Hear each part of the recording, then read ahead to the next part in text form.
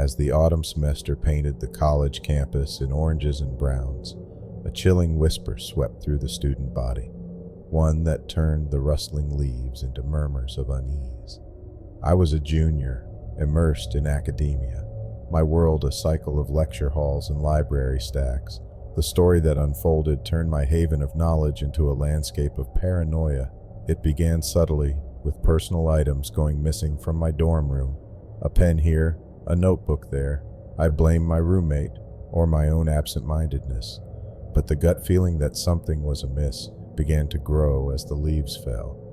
One crisp evening, returning from a study group, I found a collage on my desk, a mosaic of my life. There were photos of me walking across campus, laughing in the cafeteria, deep in conversation with professors. My initial confusion turned into horror as I realized some pictures were taken inside my room, of me sleeping, my face relaxed and oblivious. I reported it to campus security, their faces set in grim lines. It wasn't the first report they'd had. Someone was obsessively watching, documenting, and nobody had noticed. They advised caution, suggesting a change of routine and to keep an eye out for anything unusual. I moved through the following days with a heightened sense of awareness. The throngs of students seemed to conceal potential threats, each passerby a suspect. I varied my routes, never walked alone at night, but the sense of being observed clung to me like a second skin. It escalated when I received an email with no subject line. Attached was a sound file, the muted ambiance of my own room, the shuffle of papers, the creak of my bed. The invasion was now digital as well. They were close, always one untraceable step ahead. The campus was abuzz with concern and speculation. My story was not isolated, but part of a string of incidents. The collage artists, as they were now called, left their signature mosaics for select targets. Who would receive the next one was a macabre guessing game. The pressure mounted when finals approached. Studying became a secondary concern to the relentless vigilance. I carried pepper spray, checked over my shoulder with each step, and yet felt utterly exposed. The breaking point came on a Thursday. I walked into my literature class to find my seat taken. A leather-bound journal rested where I usually sat. The professor, recognizing my confusion, nodded towards the journal, his brow furrowed with concern. My hands trembled as I opened it. Inside, a narrative unfolded, a first-person account of my daily life, written with intimate knowledge of my thoughts, feelings, and fears. The collage artist was someone close, someone who observed me not from the shadows but from within my circle. Trust dissolved into suspicion. Every classmate's inquiry a potential probe, every friend's gaze a potential threat. Campus security increased their presence, their efforts finally yielding fruit when they traced the email to a public computer in the library. Surveillance footage was combed through, and they apprehended a fellow student, a quiet presence in many of my classes, an unassuming background character in the collage of campus life. He had spun a story of obsession, convinced he knew me better than I knew myself, his delusions penned in that journal with a meticulous hand. The authorities dealt with him, a whisper of mental illness and restraining orders circulating in his wake, but the damage lingered. The sense of being watched never truly faded. Each photograph, every written word, was a reminder of the vulnerability that comes with being unknowingly observed. The college campus, once a place of learning and self-discovery, had become a stage where I played a role in someone else's disturbed narrative. I graduated with honors, but the accolades were overshadowed by the collage that still hung in the back of my mind, a permanent exhibit of the semester, when trust became a casualty to a voyeur's obsession.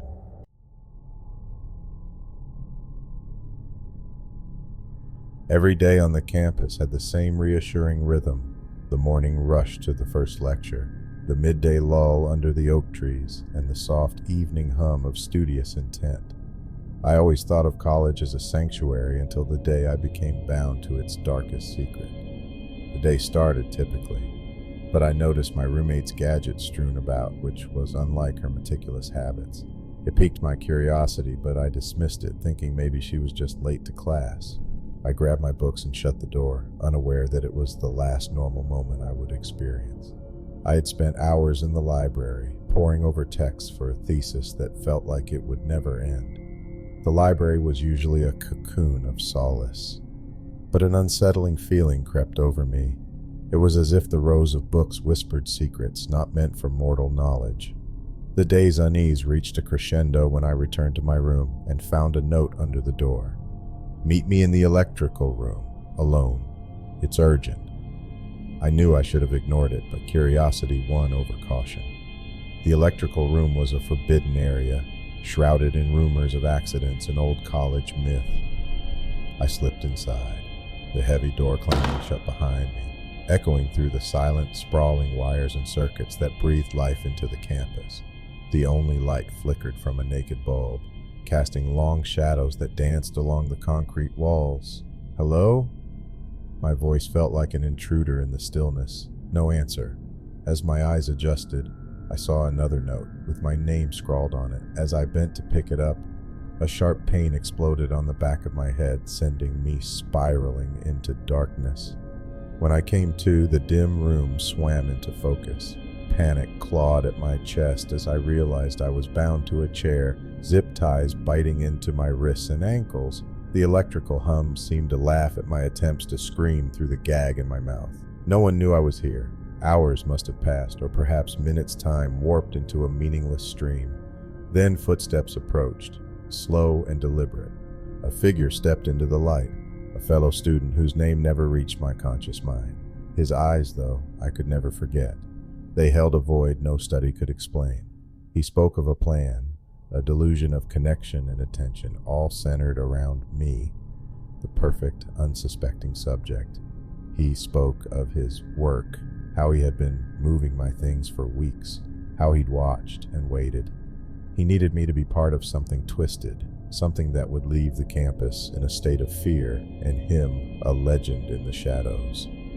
Panic gave way to a primal instinct to survive. I thrashed against my restraints, each movement sending sharp pain across my body. He just watched, amused, until he turned and walked away, leaving me in my bound and gagged state, promising to return.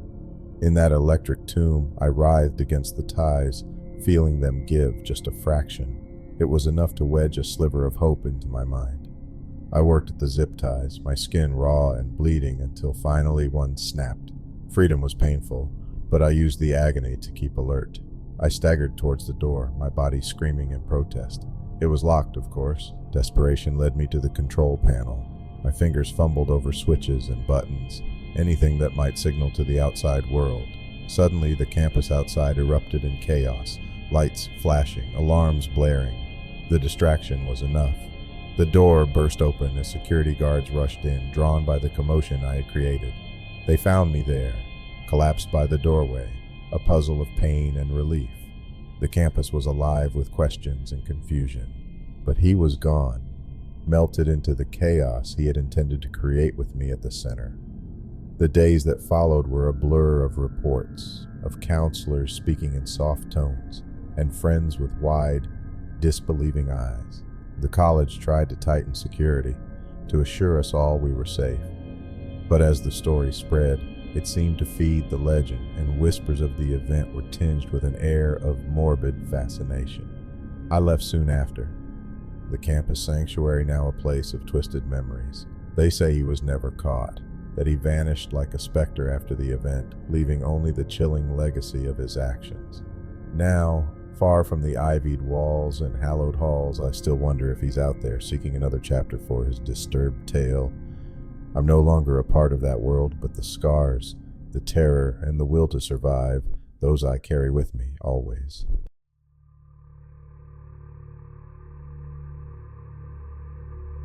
My college years were supposed to be filled with intellectual challenges and self-discovery, not insidious terror.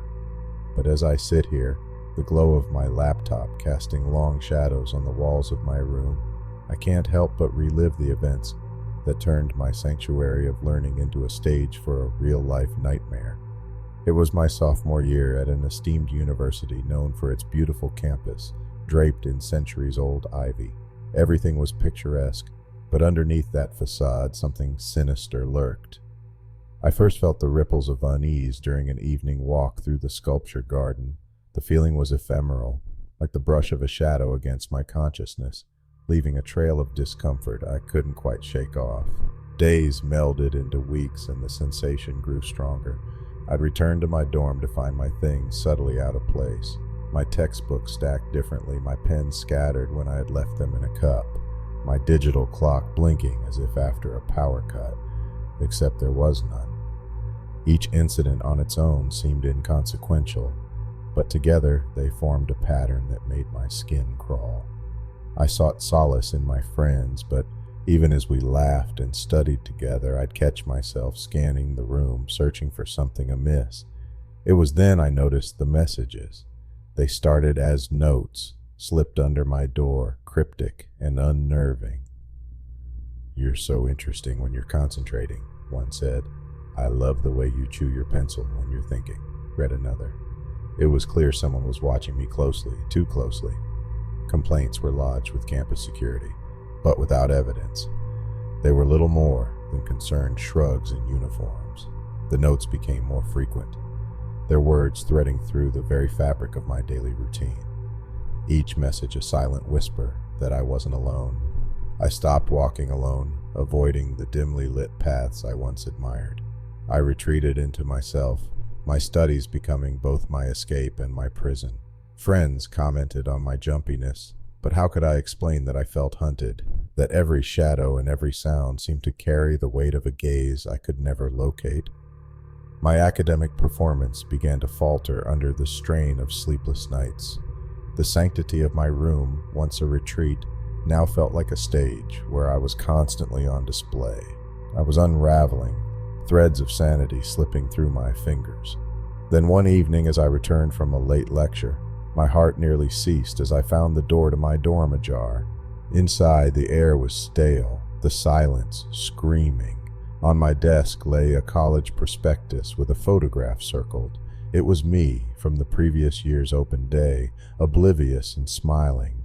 Beneath it, in letters cut from various magazines, the message was pasted: "I'm closer than you think." I couldn't scream. I couldn't move. The invasion was too personal, too violating.